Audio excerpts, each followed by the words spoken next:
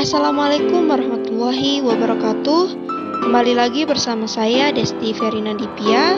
Pada kesempatan ini saya akan membahas mengenai diplomasi politik Indonesia terhadap kemerdekaan Palestina. Palestina merupakan negara di kawasan Timur Tengah yang hingga kini masih berusaha untuk mendapatkan kedaulatannya sendiri dan dapat diakui oleh dunia internasional. Adanya konflik yang berbau politik yang mendera menjadikan negara Palestina hingga kini belum bisa mewujudkan mimpinya untuk menjadi negara merdeka dan berdaulat. Selanjutnya, dinamika perjuangan Palestina. Perjuangan Palestina untuk meraih kemerdekaan telah dimulai pada tahun 1948, saat di mana sesudah pihak Israel dengan sendirinya mendeklarasikan negara Israel di tanah Palestina. Bersama dukungan dari seluruh negara Timur Tengah, upaya pengusiran pun dilakukan oleh Palestina terhadap Israel. Namun Palestina gagal dan kekuasaan Israel pun bertambah. Kemudian pada tahun 1964 didirikanlah Palestine Liberation Organization atau biasa disingkat PLO.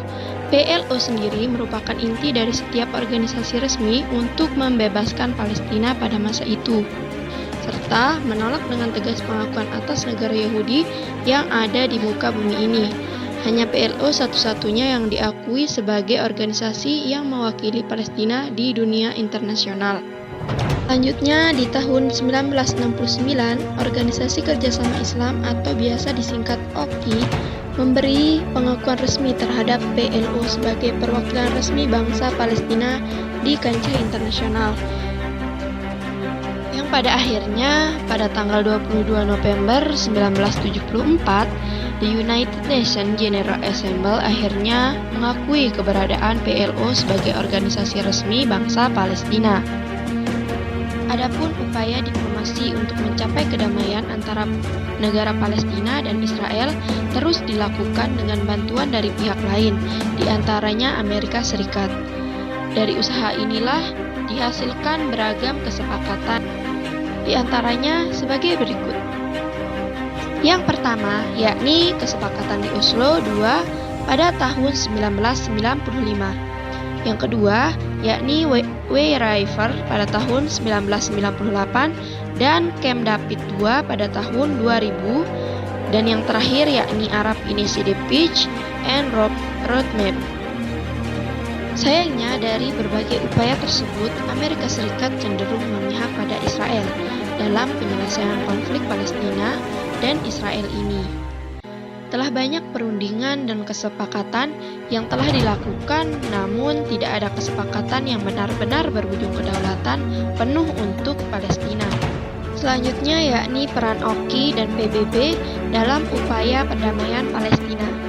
Adapun konflik Palestina dan Israel merupakan salah satu tujuan didirikannya Organisasi Konferensi Islam atau biasa disingkat OKI. Setelah dibentuknya organisasi Konferensi Islam ini, yang dimana bertujuan sebagai wadah bagi kekuatan Islam.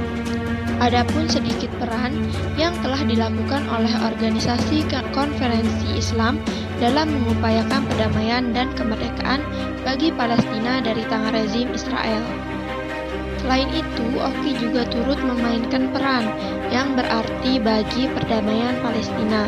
Selain itu juga, perjuangan OKI merupakan upayanya untuk meraih dukungan dari berbagai pihak di dunia internasional atas pengakuan kemerdekaan Palestina sebagai sebuah negara berdaulat. Berbagai upaya yang dilakukan oleh Organisasi Konferensi Islam dalam mengambil sikap pada setiap ketimpangan yang dilakukan Israel. Maka dari itu, Organisasi Konferensi Islam sadar tidak punya cara lain agar mencapai perdamaian di Palestina selain menjadi negara yang merdeka seutuhnya.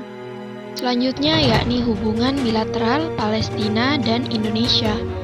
Menurut sejarah, hubungan bilateral yang terjalin antar Indonesia dengan Palestina sudah sangat lama, yakni sejak masa peralihan menuju kemerdekaan hingga adanya pengakuan kemerdekaan negara Indonesia. Negara Palestina juga merupakan negara yang menyebarluaskan tentang kemerdekaan Indonesia pada radio internasional melalui mufti dari Palestina yang bernama Syekh Muhammad Amin Al-Husaini. Ia juga turut berperan dalam perundingan Indonesia ke berbagai negara Timur Tengah untuk pengakuan terhadap kedaulatan negara Indonesia.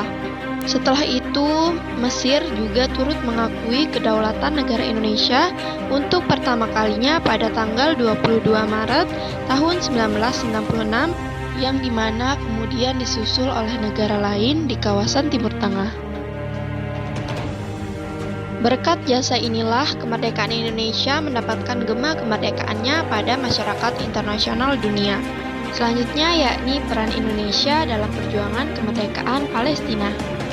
Sampai sekarang, Indonesia masih konsisten untuk mendukung kemerdekaan bangsa Palestina yang ditinjau dari masa pemerintahan Presiden Joko Widodo, yang dimana hal ini dibuktikan pada saat konferensi tingkat tinggi luar biasa Organisasi Konferensi Islam di Istanbul, Turki, yang mana Presiden Jokowi mengatakan dalam setiap helaan napas diplomasi Indonesia, di situ terdapat keberpihakan terhadap Palestina. Dari pernyataan tersebut dapat dilihat bahwa Indonesia sebagai bangsa yang tegas dalam mendukung kemerdekaan Palestina. Selain dukungan politik, Indonesia juga turut memberikan dukungan moral pada negara Palestina. Ketegasan Indonesia dalam mendukung kemerdekaan Palestina dibuktikan dengan tidak membuka hubungan resmi, baik dagang ataupun diplomatik, dengan Israel. Secara tidak langsung menunjukkan bahwa Indonesia tidak mengakui adanya Israel sebagai sebuah negara. Sehingga komitmen yang dijalankan oleh pemerintah dan rakyat Indonesia dalam memperjuangkan kemerdekaan Palestina merupakan tanggung jawab bagi dunia internasional. Indonesia melalui Presiden Joko Widodo menunjukkan bahwa politik luar negeri Indonesia bebas aktif berjalan melalui realisasi diplomasi politik kemerdekaan Palestina.